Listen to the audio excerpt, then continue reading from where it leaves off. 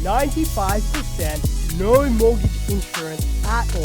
They are doing what a lot of Australians are doing, saying, nah, I won't get the insurance. Let's just give it away.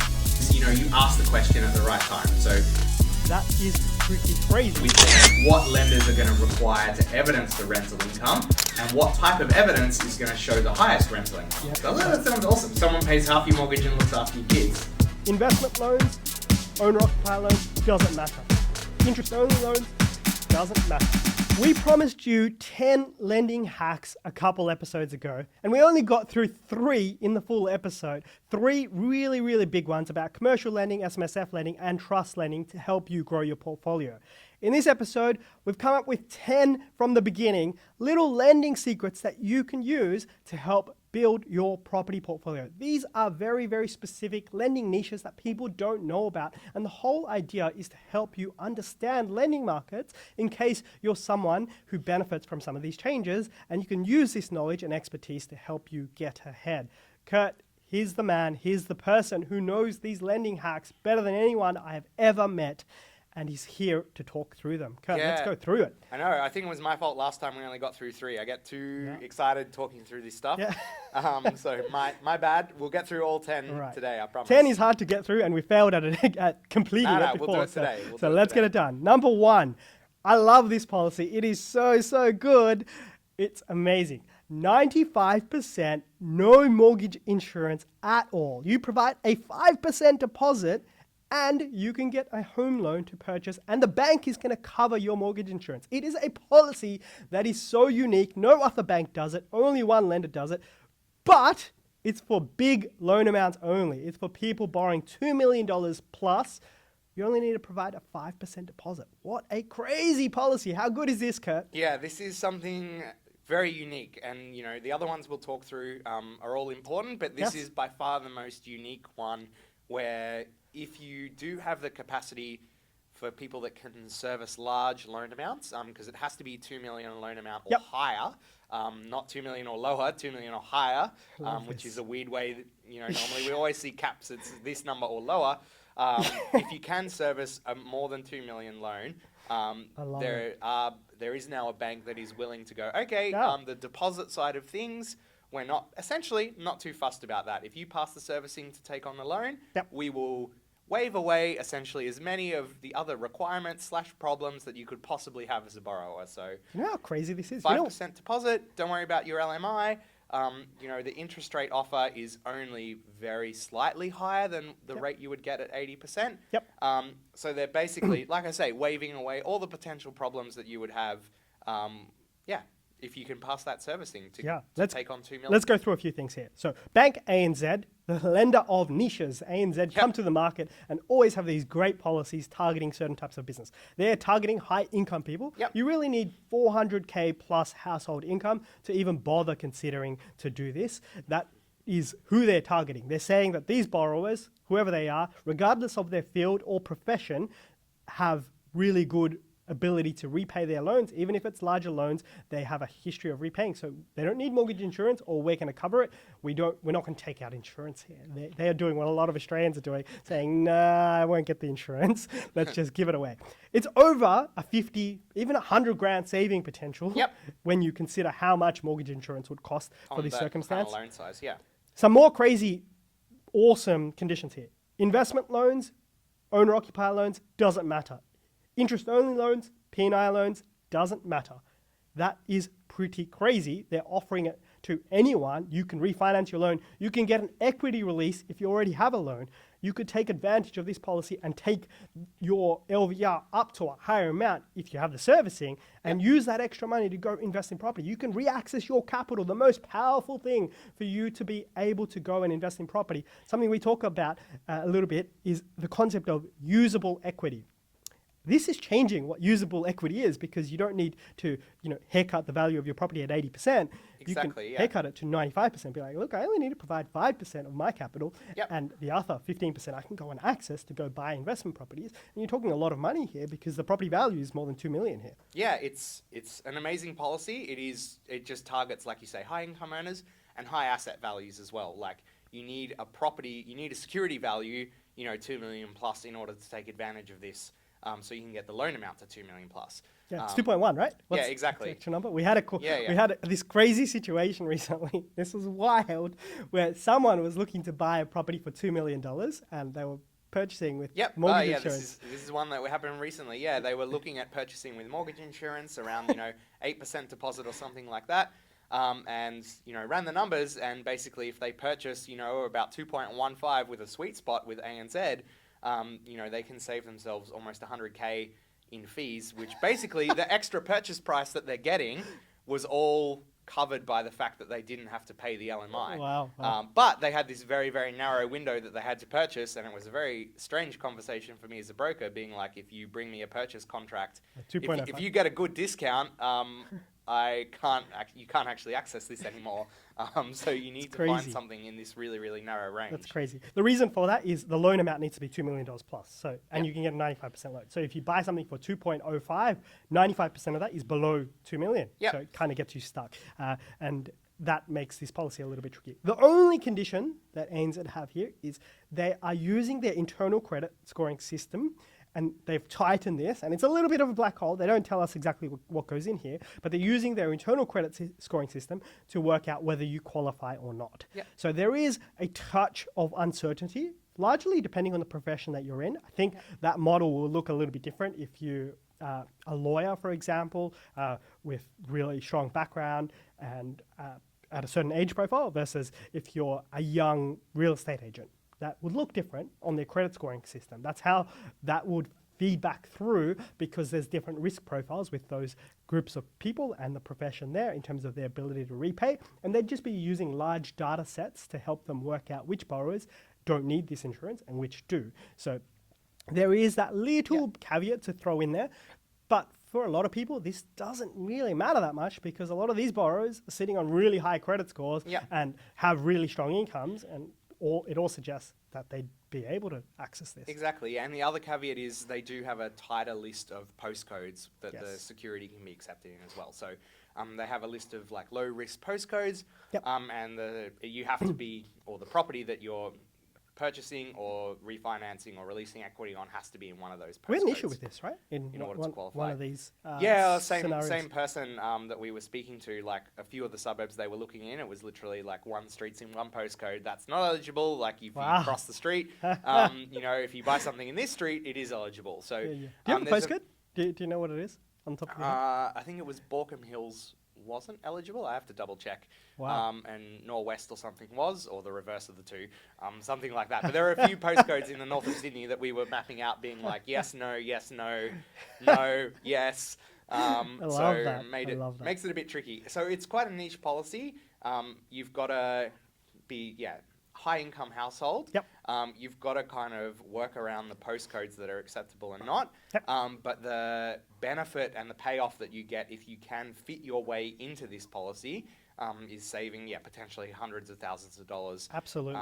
So it's an amazing outcome if you can shoehorn your way into ANZ's box. Absolutely. I'm going to go so far and say it is one of the best lending policies I've ever seen. If you are eligible and you want to be a property investor and you are thinking in that mindset, that type of mindset where it's my equity is there for me to access to go and build investment properties and build my portfolio. Now, most people are not in that boat, but if you are and you want to go and do that, then you can have a conversation around this, being look, I've just been able to access 15% of equity on my $2.2 million home, for example. That is, doing the quick math there, that's 300 grand in equity. I have a really strong borrowing power. I'm going and able to buy $1 million plus investment property that I couldn't do before, $1.25 million. I now have the capital. So if you're on a really high income and you have bought your own home and you have your own home and it's worth $2 million plus, and you want to build out an investment portfolio, but you've been waiting to drive down the value of your home, the loan in your home, build up more equity, come up with more savings. This could be a policy to accelerate your investment journey if you wanted to, which is why it's such a powerful, powerful policy.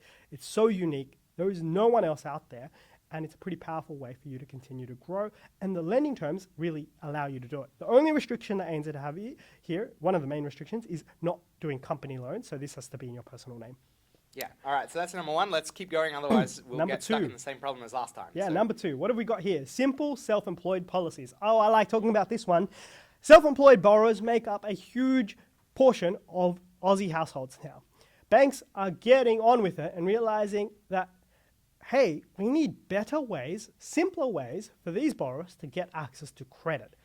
Do we really need to be looking at tax returns from 2 years ago to ascertain what the business and what the income is going to be in the year ahead to pay off a loan for the next 30 years? They've asked themselves that question and they've come up with a different answer now and are providing more flexibility to self-employed borrowers. Kurt, let's go through some of the flexible options that self-employed borrowers have now. Yeah, so like you say, it used to be basically you had to provide your last 2 submitted tax returns, which can be, a fair way in the past. Yep. And then, maybe a couple of banks would say take the most recent year, but most banks are taking like the lower of the 2 or averaging them, something like that. So quite backwards looking and quite restrictive in your ability to actually access like lending. Yeah. So what's really changed is banks are finding ways to make it more, not just simpler, but also more time accurate, I guess. So getting a feel for what the income looks like now. So the easiest way is they're now looking at if you're able to pay yourself a wage from the company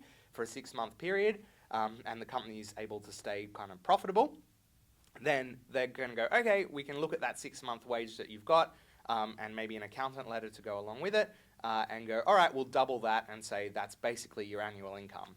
Pretty cool. Yeah, which is compared to having to provide 2 years tax returns, which might put your income back to where it was 3 years ago.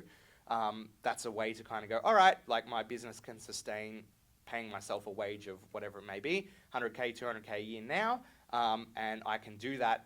I only need a 6-month window where I can show that history and that consistency, and then I'm good to go and access lending on that basis. The same basically as if that was tax returns. There's no interest rate penalty or risk fee or anything associated with it. They're just like, cool, that's your income. We consider it verified, basically. That's pretty cool. I think this encapsulates a very large selection of small businesses and small business owners who will just use the wage that they pay them and then leave all the company stuff to the side. Yeah. All the complex stuff, don't need to provide. Just pay yourself.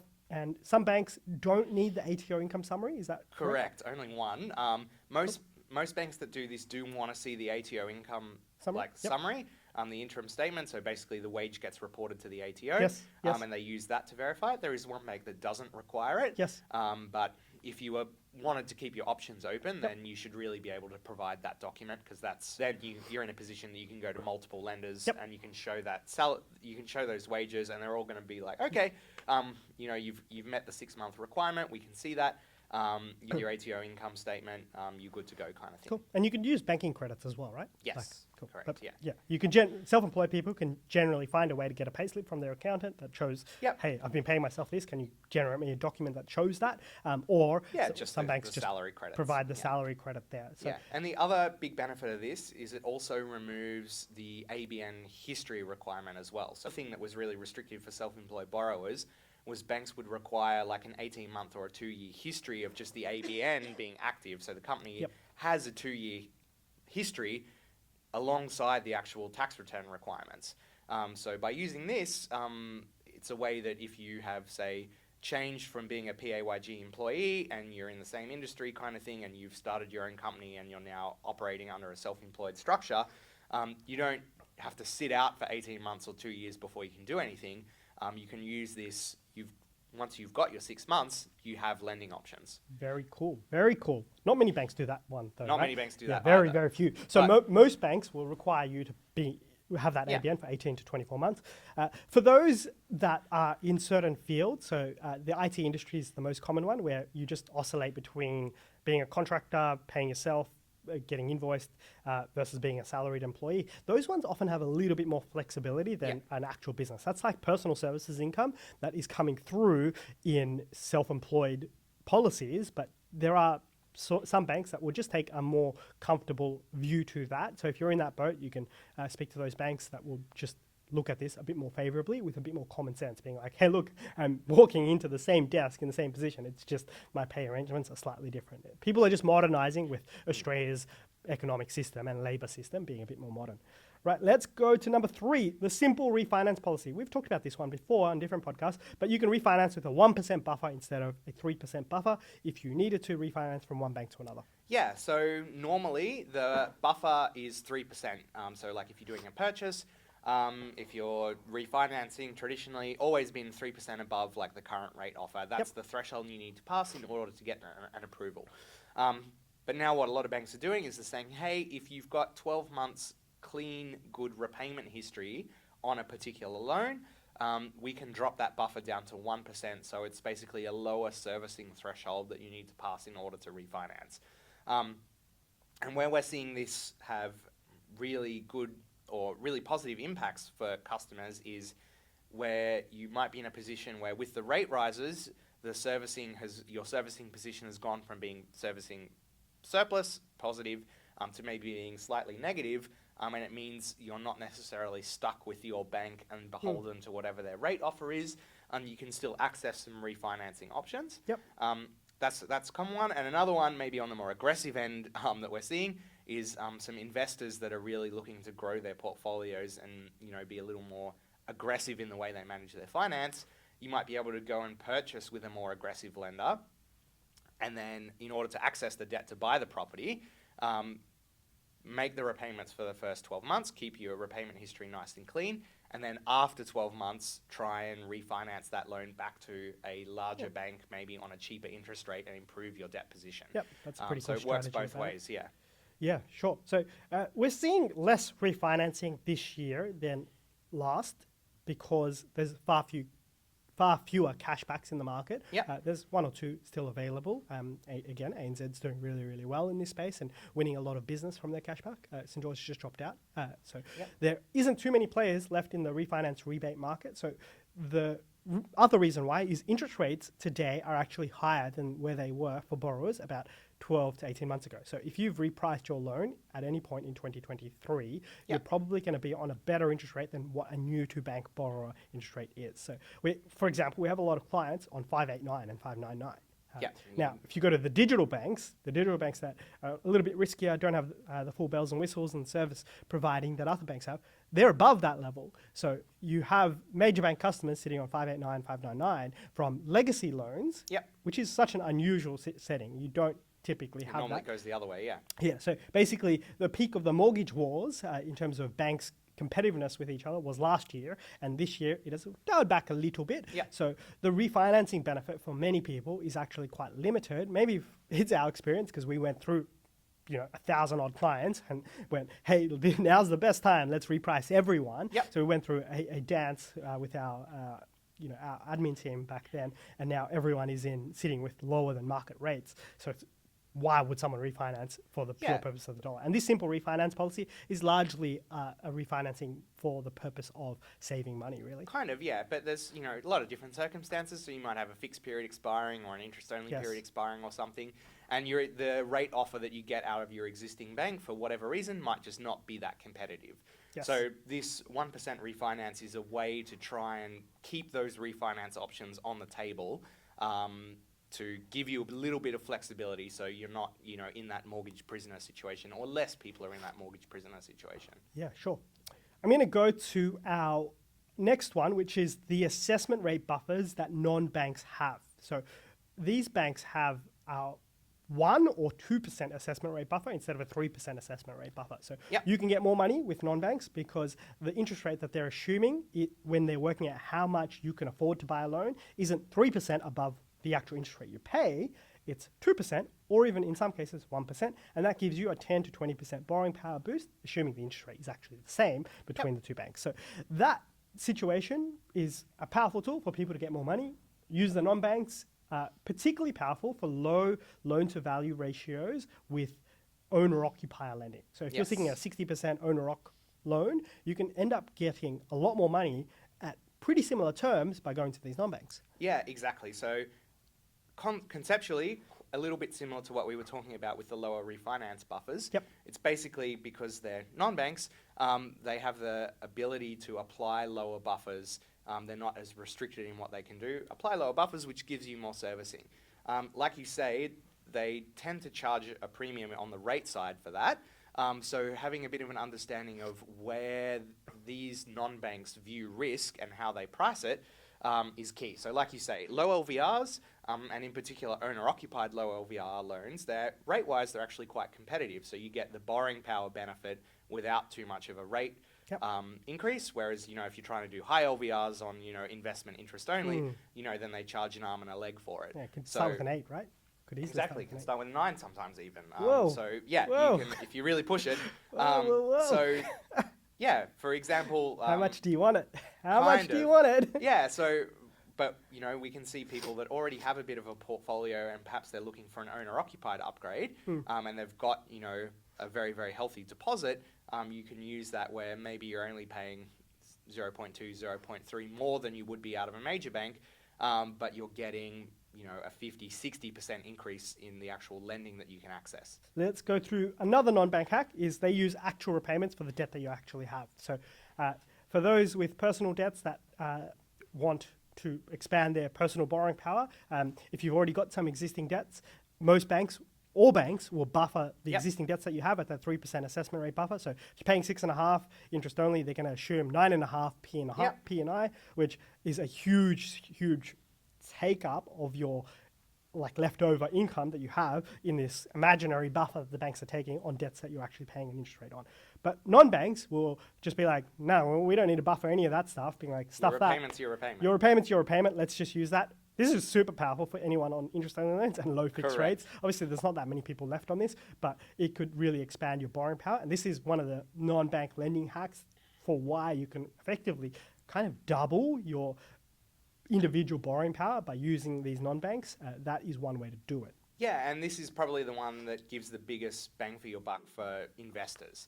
And investors with multiple loans, multiple properties, trying to get the borrowing power to stretch, to make another purchase. If you've got, major banks are going to assess, if you've got everything on 5-year IO terms, they're going to look at all your debt on 25-year P&I repayments with a 3% buffer on top of that, right? Yep. Whereas a non-bank might go, I'm just going to take whatever your IO repayments are currently, and that's your repayment, and that's what I'm factoring in, and I'm not buffering it. Just show me the last month how much you paid, and that's it, kind of thing. And that can really, really give you a borrowing power boost for people that have that existing investment portfolio that's already the old there school on hack. IO terms. Yeah, the old school hack that we used to talk about. How to grow a multi-million-dollar property portfolio on an average income. I'm pretty sure I wrote that blog post about 10 years ago now, and it was basically using this, being like, hang on, what are these naughty little lenders doing? And this naughty little policy was a major bank policy too back then, in 2014, 2015. Being like, what is going on? Why are these producing these weird outcomes? So then we back-ended it, worked out what is actually happening. And it's this. This is what's driving those calculators. And it still exists with these non-banks there. Anyway, let's go into some very specific policies now. Yep. And this is getting in the weeds a little bit, but if you are in these circumstances, it will help you a lot. So what's this HEX debt one that I've got on this list here that you put on? Yeah. Explain it out to me. So this one, we've seen it have the biggest impact probably for first home buyers. But basically, you would think all banks would treat, if you have a HEX debt, they're going to take the same HEX repayment, right? It's like HEX is HEX. You earn a particular amount of income. Yep. The HEX repayment should be the same. But that's not how banks treat it. On the bank servicing calculators, each bank has a slightly different methodology of how they calculate your kind of monthly HEX liability in their eyes. So, for example, some banks will look at your base income, like on your payslip. If you earn, maybe base income plus bonus plus Oh, that's cool. whatever it is, plus maybe you got rental income as well, all different income sources. Some banks will say, hey, okay, we're only going to apply the HEX repayment to your base income. And if you earn all these other income types, that's sneaky. excluded from HEX. Little sneaky. And then there's other banks that say, we're going to work out what your total income is across all your income sources.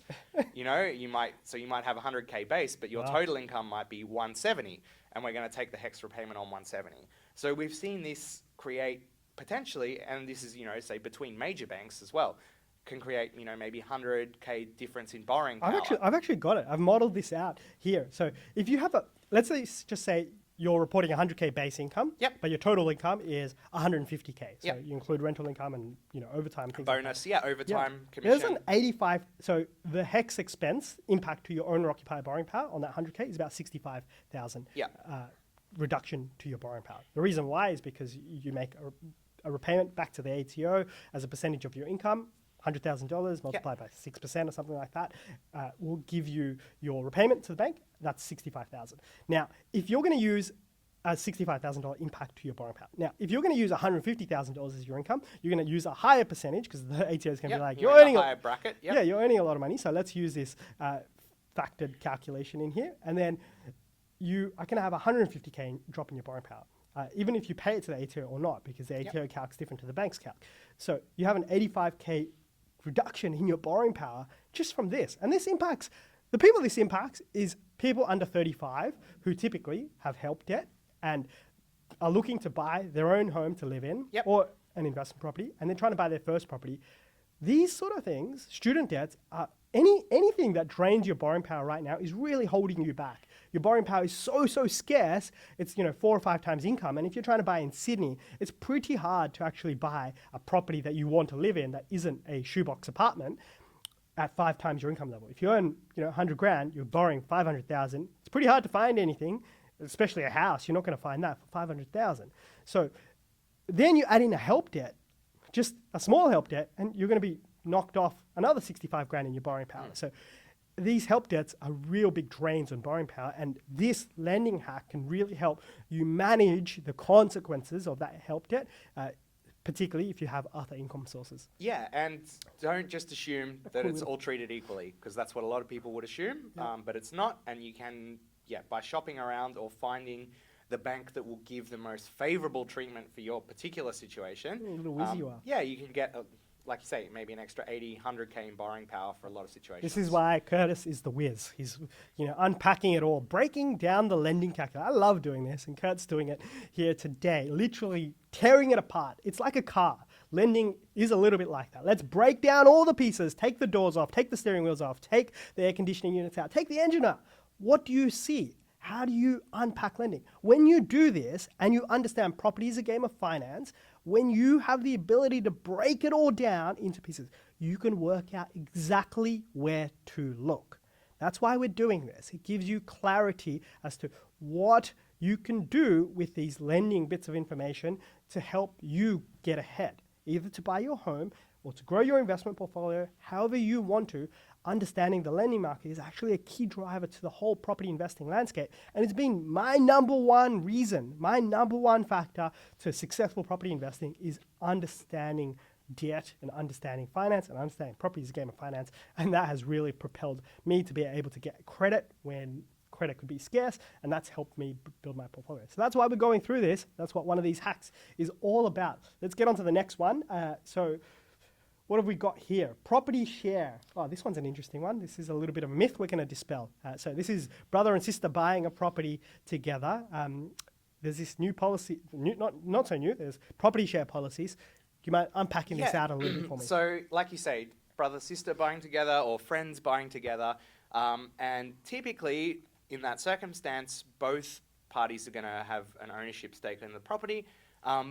And both parties are going to be on the loan. And normally the way banks like to set this up, obviously for their own benefit, more so than your benefit, is they want each party to be liable for the entire debt. So if you're buying a property for $500,000, you get an 80% loan of $400K, they want you both as borrowers on that $400,000. So for each of you, when you go on your credit file, or if you're going to go buy a property in your own name, or you're going to go do something in the future, right? Anyone looks up your personal financial situation, they're going to say, hey, I can see that you're attached to a $400,000 debt. They're not going to be like, oh, you only have 50% of that kind of thing because you 50-50 with someone else.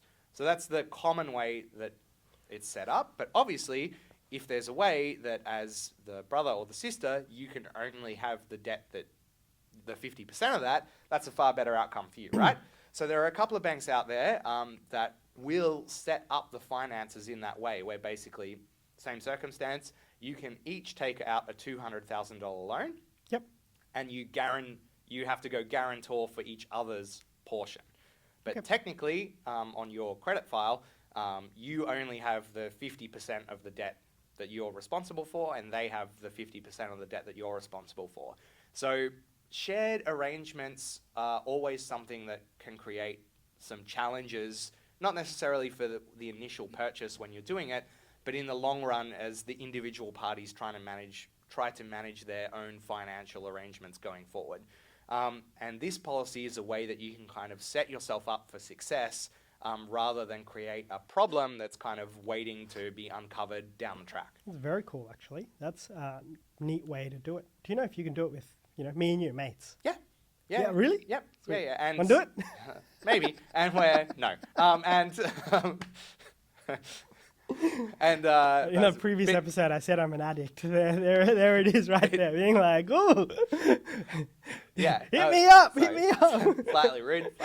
But and another way we're seeing this come up more now is some of the first home buyer concessions and schemes now allow friends and brother sister arrangements to access the first home buyer concessions. So genius. So it's a way that I actually had this conversation with someone earlier this week, last week. I don't know. Time blends. But they're currently renting in Brisbane, housemates, and they're just like, look, between us, we actually have a deposit. Like, why don't we actually just try buy a house together as housemates, and then, we stop paying rent and we got a joint property.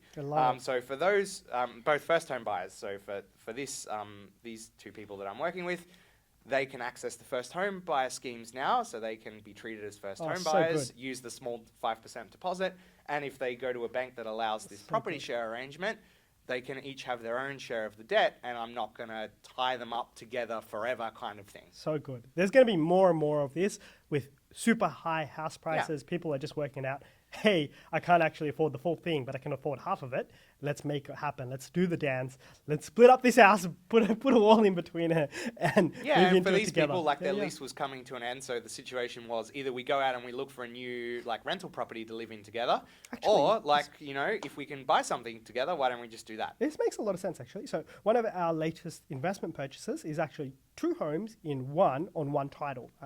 I think it's on one title. So yes, it's on one title. It's got multiple addresses, split up really into 2 homes. Someone could do this property share loan type and then be like, you get one, I get one, brother, sister, friends, me and you, if we wanted to, hey, we can squeeze it in together and be like, hey, we're neighbors, let's go. And you get a loan that actually works. And it's actually designed in a way that doesn't restrict you going forward. It's much more acceptable to someone to make it work. It's just modern society making it work together. I'm going to spin in a little story here. So every night me and my wife have a little chat as we're going to bed, talking through different things. And a few nights ago, she asked me, being like, hey, what's it like out there in the sort of lending world? Being like, how are people feeling? She must have watched something on the news being like, wow, people are feeling the brunt of it. And we're talking about how people actually buy homes now. Being like, it's hard. It's really, really hard. How do you buy a $2-3 million home? You need a $400,000, $500,000, $600,000 income. Be like, what if you're not in that income category, but the home is where you want to live, and every single home where you live is the starting point? Do you have to just, live in a tent in that suburb where your kids go to school, or can you find a way to get it done? And we're talking about really creative ways, and this is the creative way we're talking about. Friends doing it. In fact, the one that we talked about was associated with a TV show where partnerships expand, and you have this co-parenting arrangement, and you have double partners, being like, maybe we're going to move to a world over the next 50, 100 years where you have double partners to actually make life work and fund a Sydney home, where it's actually, let's couple up and have 2 families living in the same home. Absolute crazy concept. Seems so wild from the 50s and 60s. Does it? That sounds awesome. Someone pays half your mortgage and looks after your kids. Pretty much, yeah. That sounds all right. Yeah, you know, can work with that.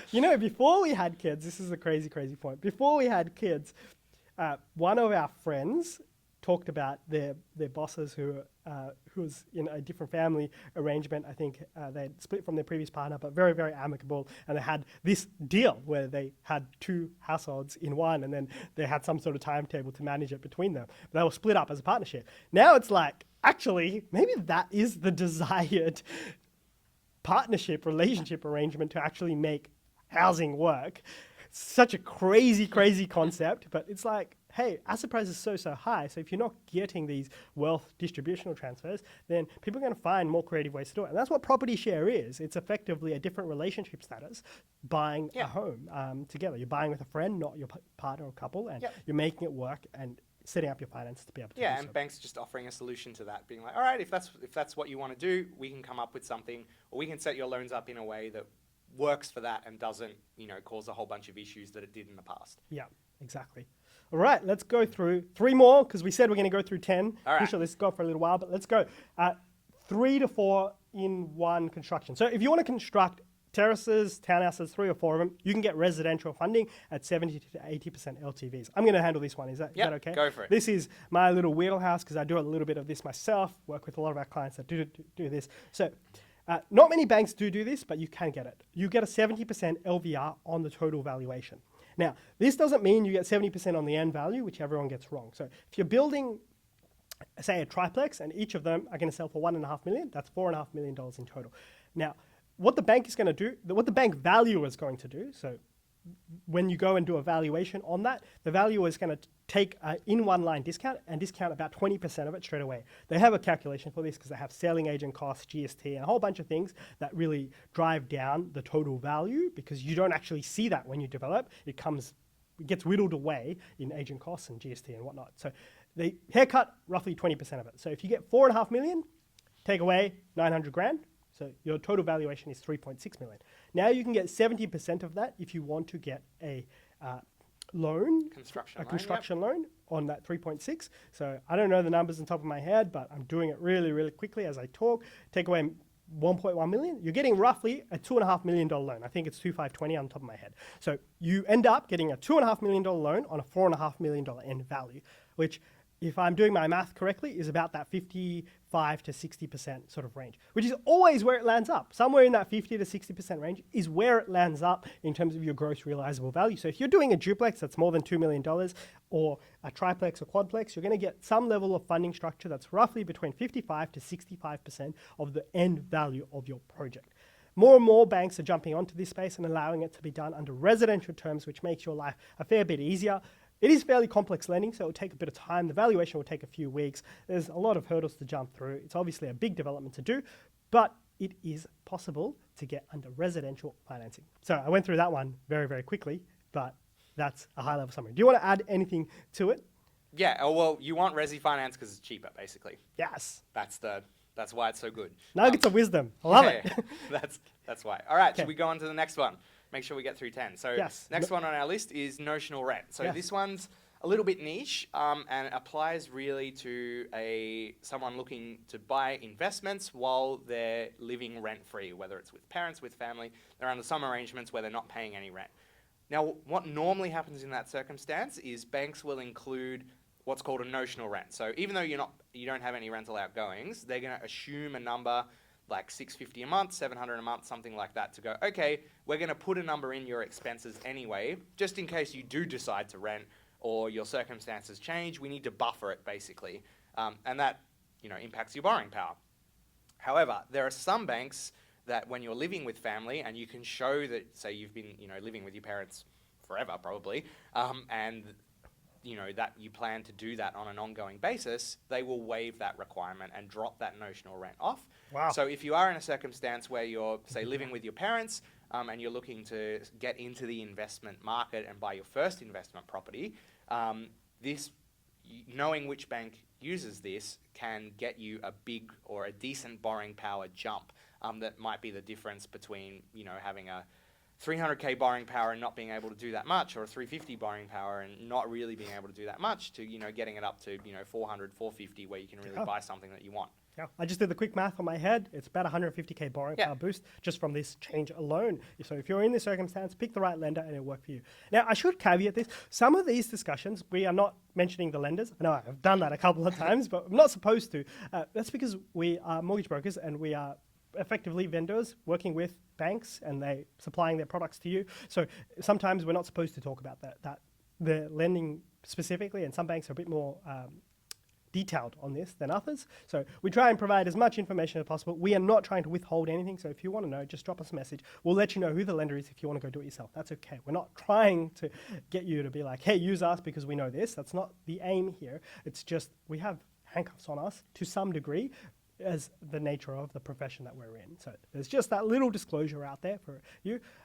Let's go to the final one. I really like that. 150k borrowing power boost if you're going to take this notional rent benefit to you from one bank to another. Pretty big. That could be 10, 15, 20, 30% of your total borrowing power just from a lending and if choice.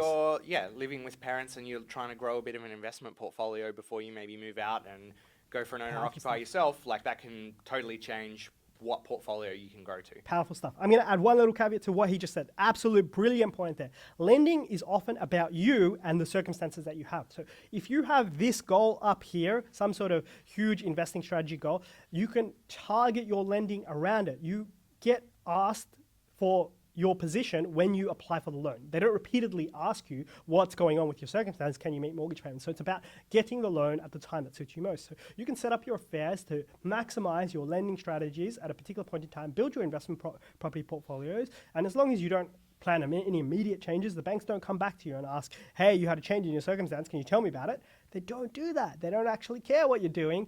They just be like, they only care, be like, make your repayments, buddy, and the rest of it, I really don't give a toss what you're doing. Just do it, and don't lie to me. So don't lie, but that bit's wrong. But if you can, have altering life circumstances, life changes. I've had 3 or 4 different moves in my time. I haven't changed jobs in 10 years, but like people have job changes and things like that, income changes. So that all happens, and banks understand that. This is one of the things that we say, most often is, you ask the question at the right time. So Brilliant. When your circumstances are at their, say, most favorable, or your position is really, really strong to go and ask for finance, that's when you go and ask for finance. You don't go and ask for it, when your situation is not as strong. Final one. We got to 10, I think. This is number 10. Or should we take a break? No, break. We're doing number 10, okay? I want to give everyone 10. That's 13. We said 10. We're giving you 13 in total because it's split across 2 episodes. Number 10 here.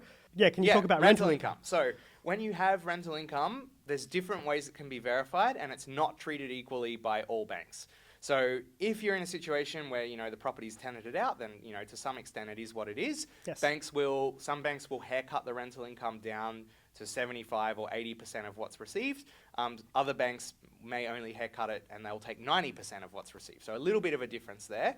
But I think the most interesting part of this is that when it's not as clear-cut of a situation, there are different ways you can verify rental income and different requirements. So for example, you can use rental appraisals. If you've just bought a property and it's not currently tenanted, or you're buying an investment and you plan to rent it out, you can get a rental appraisal and use that to verify the rental income. You don't have to provide the current tenancy agreement. Some banks allow that. Some banks will want to see what it's put, what a valuer says on the valuation report, which might be 2 very different numbers. So by using a bank that allows you to provide a rental appraisal, that might give you a higher borrowing power number. Some other factors. So for residential rents, most banks will try and cap the rental income to 6% of the property value to kind of say, hey, if you're showing me a rental income that's more than a 6% yield, then good for you, but I'm only going to kind of take the 6% because that seems like a little bit high and unreasonably high that we won't include it to boost your borrowing power. However, if you have a commercial asset, they don't care. So you can go to banks and say, hey, if I got a 10% yield on a commercial asset, whatever it is, they will just take it, you're good to go kind of thing. So depending on what type of rental income you have, that's crazy. Whether it's commercial, residential, if the property is currently tenanted, if it's not tenanted, yes, you can get very different outcomes by knowing what lenders are going to require to evidence the rental income and what type of evidence is going to show the highest rental income. Yes, exactly. And also what you need to provide and what you don't as well. So commercial properties are often in commercial entities, which can be excluded, but perhaps you don't want to exclude it. Perhaps, if you get a really strong yield and you have some debt against it, maybe you actually want to include it. So, it's about having a strategic conversation with your broker in your circumstances to work out what to do. Kurt, I'm listening to all of this and hearing you talk, and I'm fanboying over your knowledge here. It's absolutely brilliant, absolutely amazing podcast. Thank you for your time on this one because it's so much great insight as to how lending works. I said it earlier in this episode, understanding lending policies like breaking down that car, and that helps you work out exactly what you need to do next. Now, I'm going to add in a little announcement, a little bonus for anyone. If you are listening at this point, you clearly like something about us or something about what we're saying. We are hiring at the moment at Confidence Finance, and we would love to hire somebody who knows us, who listens to us, who follows us. That would be awesome because it shows that you have a great foundational knowledge of property investing, and you kind of know a little bit about us already because we pour out our lives here, and Kurt's already rejected me here, so you know my deepest, darkest secrets already. So you have all of that intel already, so you know a little bit about us. We are hiring a few different groups of people. We're hiring a social media whiz to help me work out how this whole game of social media works. A lot of video work there. That role is going to be a lot of fun. You'll be working with me directly. So if you're a property person and a social digital media type person, hit me up. Talk to me. Drop me an email at accounts@confidencefinance.com.au, and I'd love to hear from you because, I want someone to help me grow and grow with us. So if you're someone in that world, that would be cool. We're hiring a mortgage broking associate who can help work with Kurt directly, work with our clients directly. They've got a big team behind them, so there's no data entry, no menial sort of work. We operate with speed and convenience, and it is a really fun job because we get to speak to you. We get to speak to customers and clients all day, every day, learning from their stories, which is a brilliant way to live life because it's fun and also it's really engaging working with everyone, trying to help them achieve their dreams. And the last role is mortgage brokers specifically. If you're a mortgage broker, want to join a mortgage broking team, and want to be around an environment where you have a whiz like Curtis working directly with you, the amount of knowledge you can pick up, I promise you, is greater than anywhere else I can possibly imagine because I'm in the lending space. I speak to so many people. Kurt is a lending whiz and you work side by side with him. Bring your own clients. You work on your own strategy. A very modern business.